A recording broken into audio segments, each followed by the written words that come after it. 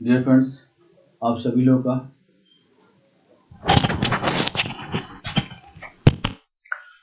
Hello. Dear friends, आप सभी लोगों का हमारे यूट्यूब चैनल पे आप सभी लोगों का स्वागत है। आज इकोनॉमिक्स के इंडियन इकोनॉमी के पर एक वीडियो आप सबके सामने प्रस्तुत है। Title: impact of repo rate on Indian economy. भारतीय अर्थव्यवस्था पर रेपो रेट का क्या प्रभाव है। उम्मीद आपको ये पसंद आएगा। ये काफ़ी महत्वपूर्ण है स्टेट IAS के एग्ज़ाम के लिए, स्टेट सिविल सर्विसेज के लिए और अन्य एग्ज़ामों के लिए। तो शुरू करते हैं। फिर जान लेते हैं what is repo rate. Repo rate is the rate at which the Reserve Bank of India lends money to commercial banks in the event of any shortfall of funds. Repo rate is used by monetary authorities to control inflation. Repo rate वह rate है जिस पर भारतीय reserve Bank of India किसी भी धन की किसी भी कमी की स्थिति में कमर्शियल बैंक को उधार देता है, पैसा उधार देता है। रेपो रेट का उपयोग मौद्रिक अधिकारियों द्वारा मुद्रास्फीति को नियंत्रित करने के लिए किया जाता है, इन्फ्लेशन को नियंत्रित करने के लिए किया जाता है। During the inflation RBI increases repo rate as this acts as a disincentives for banks to borrow from the central bank. This ultimately reduces the money supply in the economy and thus helps in arresting inflation. Inflation के दौरान मुद्रास्फीति के दौरान RBI repo rate बढ़ाता है क्योंकि यह बैंकों के लिए केंद्रीय बैंक से उधार लेने के लिए एक ईर्षा के रूप में कार्य करता है। यह अंततः इकोनॉमी अर्थव्यवस्था में मुद्रा आपूर्ति को कम करता है, मनी सप्लाई को कम करता है। इस प्रकार मुद्रास्फीति को रोकने में मदद करता है। RBI takes the contrary position in the event of a fall in inflationary pressures. Repo and reserve repo rates form a part of liquidity adjustment facility. Inflation के दबाव में गिरावट की स्थिति में RBI विपरीत स्थिति लेता है। रेपो और रिवर्स रेपो दरें चलनिधि समायोजन सुविधा का एक हिस्सा है। Reserve Bank of India raised up repo rate by 40% points to 4.4% with immediate effect on 4th May 2022। भारतीय रिजर्व बैंक ने 4 मई 2022 को तत्काल प्रभाव से रेपो रेट को 40 आधार अंकों से बढ़ाकर 4.4% कर दिया है।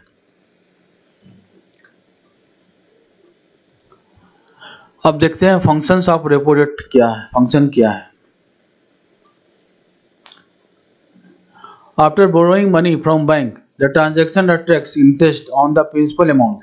This is reflected to as the cost of credit. Similarly, banks also borrow money from RBI during cash crunch, on which they are required to pay interest to the RBI. This interest rate is called the repo rate. Bank से पैसे उधार लेने के बाद लेन then पर मूल राशि पर ब्याज लगता है। यह क्रेडिट की लागत के रूप में परिलक्षित होता है। इसी तरह बैंक भी नकदी संकट के दौरान RBI से पैसा उधार लेते हैं, जिस पर उन्हें RBI को ब्याज का भुगतान करना पड़ता है। इस ब्याज दर को रेपो रेट कहा जाता है। Technically repo means repurchasing options और repurchase agreement. It is an agreement in which banks provide eligible securities such as treasury bills to the RBI while availing overnight loans. An agreement to repurchase them at a predetermined price will also be there. Thus the bank gets the cash and the RBI the security. कहने का मतलब तकनीकी रूप से repo का अर्थ होता है पुनः खरीद विकल्प या पुनः खरीद समझौता। यह एक समझौता है जिसमें बैंक रातों रात ऋण प्राप्त करते समय RBI को पात्र प्रतिभूतियां जैसी ट्रेजरी बिल प्रदान करते हैं। उन्हें पूर्व निर्धारित मूल्य पर पुनः खरीद करने का समझौता भी होता है। इस प्रकार बैंक को नकद और RBI को सुरक्षा मिलती है। आगे बढ़ते हैं। अब देखते हैं components of a repo transaction. Repo लेन देन के घटक क्या है। Below are the parameters based on which repo agrees to execute the transaction with the banks. Saving from economic crunch. The RBI increases or decreases the repo rate depending on the inflation. Its main aims to control the economy by keeping inflation in the limit. Hedging and leveraging. RBI aims to hedge and leverage by purchasing securities and bonds from the banks and provide cash to them in return for collateral deposited. Short-term borrowing, RBI lends money for a short period of time, maximum being an overnight post, which the banks buy back their securities deposited at a predetermined price. Collaterals and securities, RBI accepts collateral in the form of gold, bonds, etc. Cash reserve ratio or liquidity, banks borrow money from RBI to maintain liquidity or cash reserve as a precautionary measure. क्या क्या घटक है repo rate के? नीचे वे मानदंड दिए गए हैं जिनके आधार पर आरबीआई बैंकों के साथ लेन देन करने के लिए सहमत होता है। इकोनॉमिक करेंसी से बचत, आरबीआई महंगाई के हिसाब से रेपो रेट को बढ़ाया घटाता है। इसका मुख्य उद्देश्य मुद्रास्फीति यानी इन्फ्लेशन को लिमिट में रखकर, सीमा में रखकर अर्थव्यवस्था को नियंत्रित करता है। कौन कौन सा इसके ये है? हेजिंग एंड उत्तोलन, हेजिंग एंड लीवरेजिंग। आरबीआई का लक्ष्य बैंकों से प्रतिभूतियों और बांडों को खरीदकर बचाव व उत्तोलन करता है और जमा किए संपार्श्विक के बदले उन्हें नकद प्रदान करता है।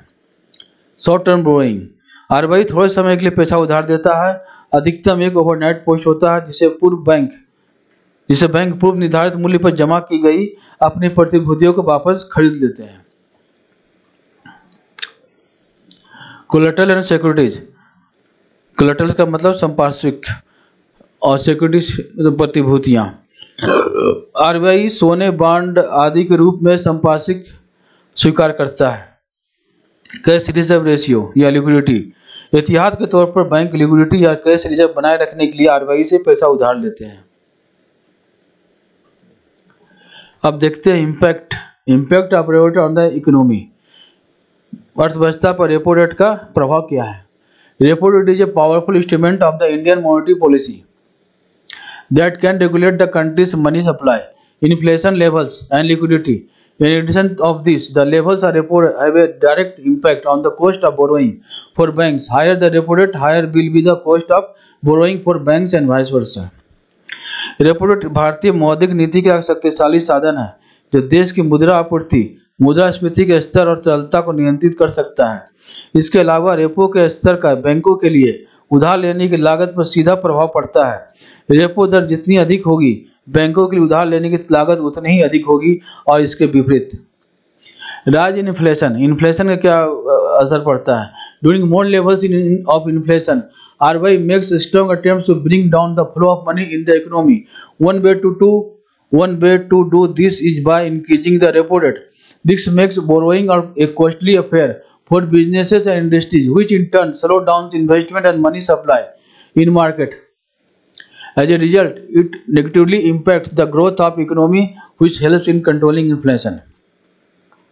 मुद्रास्फीति में वृद्धि, मुद्रास्फीति के अधिक स्तरों के दौरान आरबीआई अर्थव्यवस्था में धन के प्रभाव को कम करने के लिए मजबूत प्रयास करता है। ऐसा करने का एक तरीका रेपो रेट बढ़ाना है। इससे व्यवसायों व उद्योगों के लिए उधार लेना महंगा हो जाता है, जो बदले में बाजार में निवेश और मुद्रा आपूर्ति को धीमा कर देता है। नतीजन यह अर्थव्यवस्था के विकास को नकारात्मक रूप से प्रभावित करता है, जो मुद्रास्फीति को नियंत्रित करने में मदद करता है। Next question, liquidity in the market, बाजार में चलता क्या, कैश का क्या स्थिति है।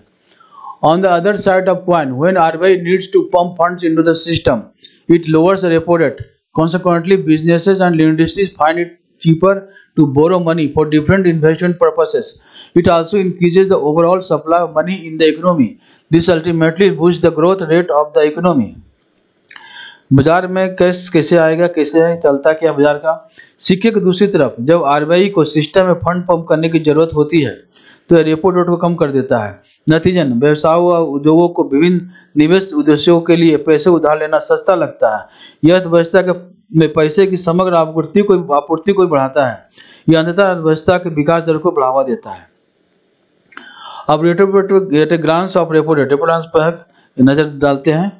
Repo rate is the rate at which commercial banks borrow money from RBI when they are in the need of funds. On the other hand, reverse repo rate is the interest rate paid to the commercial banks when they deposit their excess funds in RBI. When the RBI borrows money from them. In April 2021, RBI's repo rate stands at 4% and reverse repo rate at 3.35.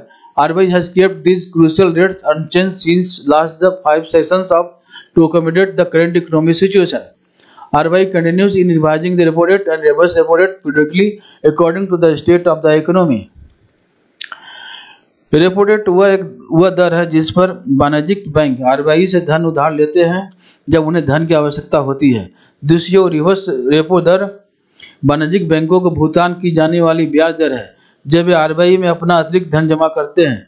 जब RBI उनसे पैसा उधार लेता है, अप्रैल 2021 में RBI की repo दर 4% और reverse repo दर 3.35% थी।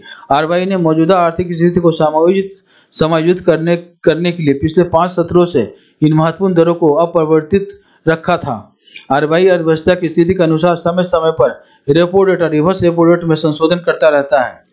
ब्याज दरों में बदलाव से अर्थव्यवस्था का हर क्षेत्र प्रभावित होता है। अधिकांश बैंकों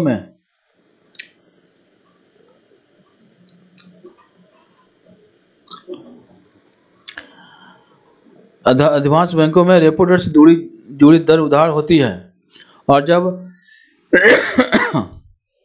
रेपो रेट को संशोधित किया जाता है तो बैंकों को RBI द्वारा विभिन्न दिनों पर लागू ब्याज दर को तदनुसार बदलने का निर्देश दिया जाता है। सामान्यतः जब रेपो दर कम हो जाती है तो home loan heavy sector of the economy is affected by changing the interest rates. Most banks have an RRLR or repo rate linked lending rate, and when the repo rate is revised, banks are directed by RBI to change the interest rate applicable on various loans accordingly. Generally, when the repo rate is reduced, the interest rate charged on home loans, EMI, etc. also reduces, making it easier for customers to avail loans or borrow from banks. This helps in the economic growth of the country.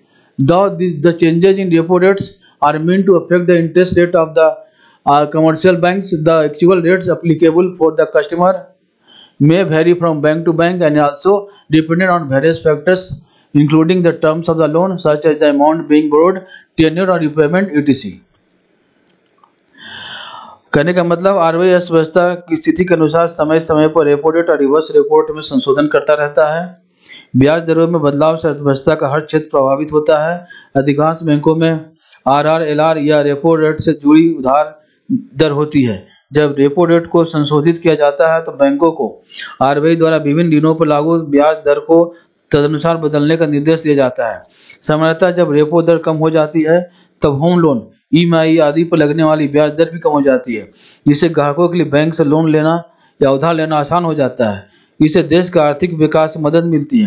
हालांकि repo rate में बदलाव commercial बैंकों की ब्याज दर को प्रभावित करने के लिए है। ग्राहक के लिए लागू वास्तविक दरें बैंक से हर एक बैंक के लिए अभिन्न हो सकती है। यह ऋण के शर्तों जैसे उधार ली गई राशि, कार्यकाल सहित विभिन्न कारकों पर निर्भर करती है। नेक्स्ट RBI के बारे में हम लोग जानते हैं। RBI क्या, reserve Bank of India. RBI in an of monetary policy review meeting hiked the repo rate by 0.4%, the first such hike in nearly 4 years, as headline CPI inflation in March 2020 sharply accelerated to 7%. The repo rate is a rate at which RBI lends to commercial banks, which means the move is set to make borrowing expensive. Increasing a repo rate implies that banks will also increase their lending rates, in particular home loan interest rates, which further implies an uptick in EMIs. For borrowers, in short, the days of ultra-low interest rates are now over. It was expected in the June meeting of the monetary policy with a hike of only 0.25%, which is why the RBI governor's decision shocked the markets, beginning with the Sensex swinging over 1,500 points intraday before ending the session with a loss of nearly 1,307 points, wiping of rupees 6.27 lakh crore of investors' wealth. कहने का मतलब है RBI ने एक of monetary policy review meeting में repo rate में 0.4% की बढ़ोतरी की। मार्च 2022 में हेडलाइन CPI इन्फ्लेशन के रूप में लगभग 4 वर्षों में पहली बार इस तरह की बढ़ोतरी तेजी से 7% हो गई। रेपो रेट वह रेट है जिस पर RBI कमर्शियल बैंक उधार देता है। जिसका अर्थ है यह कदम उधार को महंगा बनाने के लिए तैयार है। रेपो रेट में वृद्धि का अर्थ है कि बैंक अपना उधार दरों में भी वृद्धि करेंगे, विशेष रूप से होम लोन, के इंटरेस्ट रेट में, जिसका अर्थ है कि उधारकर्ताओं के लिए ईएमआई में वृद्धि। संक्षेप में अति निम्न ब्याज दरों के दिन अब समाप्त हो गए हैं। मौद्रिक नीति की जून की बैठक में केवल 0.25% की बढ़ोतरी की उम्मीद थी। यही वजह है कि आरबीआई गवर्नर के फैसले ने बाजार को झकझोर दिया। सत्र समाप्त होने के पहले सेंसेक्स ने 1307 अंकों के नुकसान के साथ 1500 अंक से अधिक झूल रहा था। निवेशकों की संपत्ति के 6.27 लाख करोड़ रुपए स्वाहा हो गए। अब आइए impact of rate hike on loans पे क्या असर पड़ेगा इससे रेट के हाइक होने पर। In event of repo rate hike floating rate loans will be costlier while all new loans are likely to be priced higher. This will lead to higher interest outgo and EMIs for floating rate bank loans taken after October 2019. There will be an increase of 40 basis points in the rates will be mentioned in the loan agreement. The EMIs of a floating rate loans changes with changes in market interest rates. If market rate increases, the repayment increases. When rate falls, the dues also fall. The increased repo rate will affect all the retail floating rate loans on home, car, gold or personal, which are linked to external benchmark to ensure swift transmission of interest rate movements to the loan accounts. At December 2021, 39% of loans by banks are linked to the external benchmark. Data from the IT taken from RBI. कहने का मतलब है ऋणों पर, loan पर repo rate का बढ़ने का क्या प्रभाव होगा, क्या इम्पैक्ट होगा। रेपो रेट में वृद्धि की स्थिति में फ्लोटिंग रेट पर मिलने वाले ऋण महंगे होंगे, जबकि सभी नए ऋणों की कीमत अधिक होने की संभावना है। इससे ब्याज और ईएमआई में बढ़ोतरी होगी। अक्टूबर 2019 के बाद लिए गए फ्लोटिंग रेट बैंक लोन के लिए लोन एग्रीमेंट में दरों में 40 बीपीएस की वृद्धि होगी। फ्लोटिंग रेट लोन की ईएमआई बाजार की ब्याज दरों से बदलाव के साथ बदलती है। अगर बाजार भाव बढ़ता है, चुकौती बढ़ जाती है, चुकाने की विधि बढ़ जाती है। जब दरें गिरती है तो बकाया भी गिर जाता है। रेपो रेट में वृद्धि घर, कार, सोने या व्यक्तिगत पर भी सभी खुदरा फ्लोटिंग दर ऋणों को प्रभावित करेगी, जो कि ऋण खातों में ब्याज दर की गति के तेजी से संचलन को सुनिश्चित करने के लिए बाहरी बेंचमार्क से जुड़े हैं। दिसंबर 2021 तक बैंकों द्वारा ऋण का 39% बाहरी बेंचमार्क आरबीआई के डाटा से जुड़ा हुआ है। अब आइए जानते हैं फ्लोटिंग रेट्स क्या है। What is floating rates? A floating rate is quoted as a bank margin over the benchmark. Here the repo rate is increased by 0.4%. The floating loan interest rate also goes up by the same amount. It is to be noted that fixed rate retail loans, especially home loans, the rate will not be affected. Typically, the fixed rate at home of sanction is about 1.5% to 2% higher than the floating interest rate. This additional margin is the cost that the borrower must pay to transfer the interest rate risk to the lender. अब floating rate क्या है जानते हैं। अस्थायी दरें। एक floating rate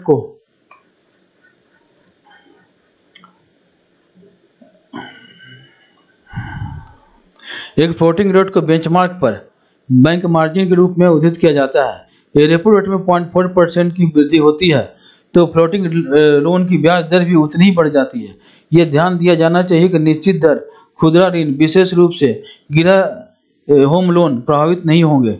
आमतौर पर मंजूरी से निर्धारित दर अस्थायी ब्याज दरों से लगभग 1.5% और 2% अधिक होती है।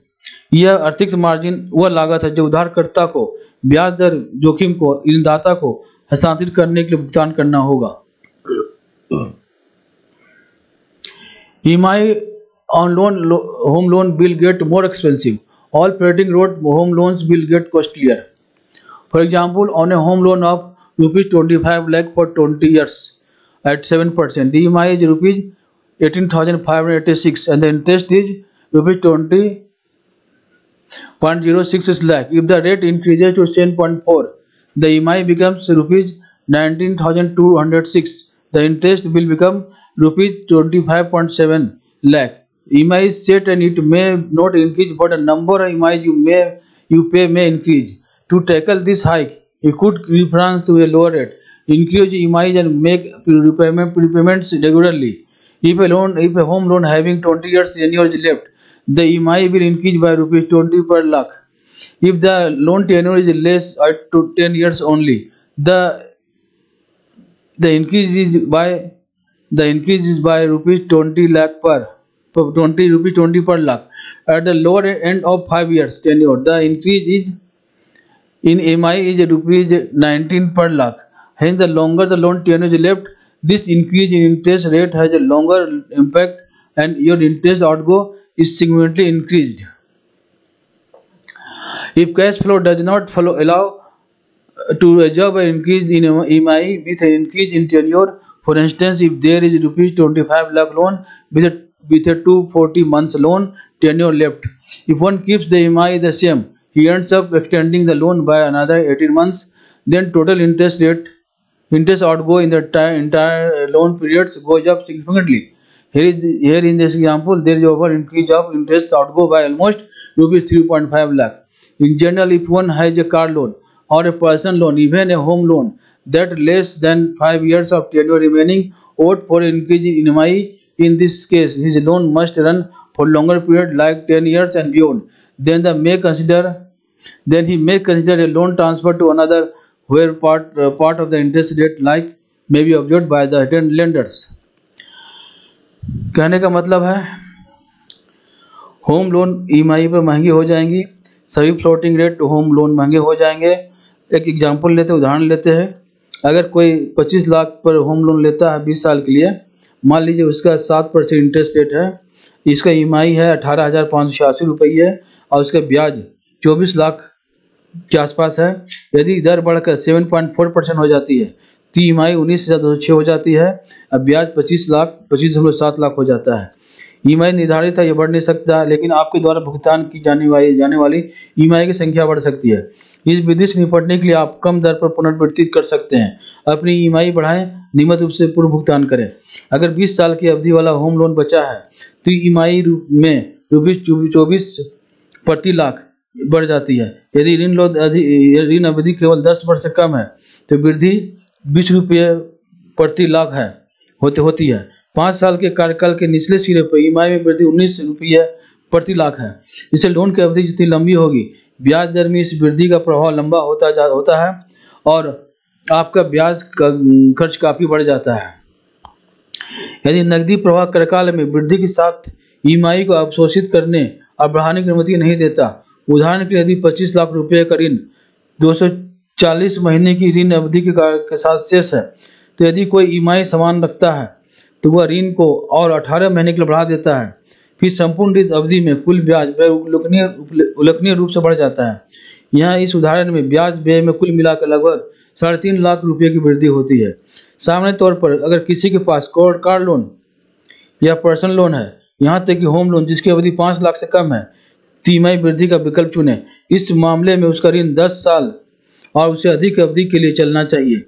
फिर वह दूसरे को ऋण हस्तांतरण करने पर ट्रांसफर पर विचार कर सकता है, जहां ब्याज दर वृद्धि का हिस्सा ऋणदाता द्वारा अवशोषित किया जा सकता है। सजेशंस फॉर न्यू बोरोवर्स, नए कर्जदारों के लिए सुझाव। In short, there will be more interest rate hikes this year, so if you are planning to take a loan now, better do it soon. नए कर्जदारों के सुझाव हैं, संक्षेप में इन वर्षों में अधिक ब्याज दरों की वृद्धि होगी, इसलिए यदि आप अभी ऋण लेने की योजना बना रहे हैं तो इसे जल्दी करें। अब कार लोन पर बात करते हैं। Auto loans tend to be have fixed rates and therefore will not see any change in their home loan terms only for staffs of banks and for others customers it may be floating. If anyone is taking a new loan, whether fixed or floating rate, he will likely pay a higher rate than compared to a day ago. But home loans borrowers do not have this relaxation since they are mostly floating rate loans, so even if one pays a higher rate later than when the lender increases its interest rates. Car loan क्या है? Bank अपने staff को fix पर देती है, लेकिन बाहर लोगों को फ्लोटिंग रेट पर देती है। यदि कोई नया ले रहा है या चाहे फिक्स जो फ्लोटिंग रेट हुआ, एक दिन के पहले तुलना में अधिक का भुगतान करेगा, लेकिन होम लोन लेने वाले को छूट नहीं है, क्योंकि ज़्यादातर फ्लोटिंग रेट वाले होम लोन है। इसलिए भले ही कोई बाद में उच्च दर का भुगतान करता हो, जब ऋणदाता अपनी ब्याज दरें बढ़ाता है। कुछ राहत की सांसें हैं, Sai of relief. Interest rates on deposits are now expected to go upwards, bringing some relief to the common. With the regime of low interest rates coming to an end, one is better off opting for shorter term FD so that one's deposit is not locked at a lower rate for long. Anyone can opt for a longer term fixed deposit when the interest rates are high. Borrowers who have taken loan and MCLR linked loan will also feel the pressure, though it may take a little longer until the borrower's loan reset before the new rates come into play. For individual borrowers, on the flip side, the rate hike would also translate into higher returns on fixed deposits. रात की सांस के यहाँ board के लिए जमा पर ब्याज दरें अब ऊपर जाने की उम्मीद है, जिससे आम लोगों को कुछ राहत मिलेगी। कम ब्याज दरों की व्यवस्था समाप्त होने के साथ छोटी अवधि की एफडी का विकल्प चुनना बेहतर है, ताकि किसी भी जमा राशि लंबे समय तक कम दर पर लॉक न हो। ब्याज दरें अधिक होने पर कोई भी लंबी अवधि की सावधि जमा का विकल्प चुन सकता है। जिन उधारकर्ता ने MCLR लिंक ऋण लिया है वे भी दबाव महसूस करेंगे। हालांकि व्यक्तिगत उधारकर्ताओं के लिए नए दर लागू होने से पहले उधारकर्ताओं के ऋण को रीसेट करने में थोड़ा अधिक समय लग सकता है। दूसरी तरफ दरों में बढ़ोतरी की सावधि जमा का उच्च रिटर्न भी तब्दील हो जाएगी। उम्मीद है ये हमारा वीडियो पसंद आया होगा। बहुत बहुत धन्यवाद सुनने के लिए। ये सभी एग्जाम के लिए काफ़ी इंपॉर्टेंट है। प्लीज़ सब्सक्राइब मेरे चैनल को सब्सक्राइब करें, लाइक करें, शेयर करें इस वीडियो को ज़्यादा से ज़्यादा, और बेल बटन को प्रेस करें ताकि हमारा कोई भी वीडियो आप तक जल्द से जल्द पहुंच सके। कमेंट में लिखें आप किस तरह का वीडियो चाहते हैं, किस टॉपिक को चाहते हैं, मैं कोशिश करूंगा उसको जल्द से जल्द पूरा करने की। बहुत बहुत धन्यवाद।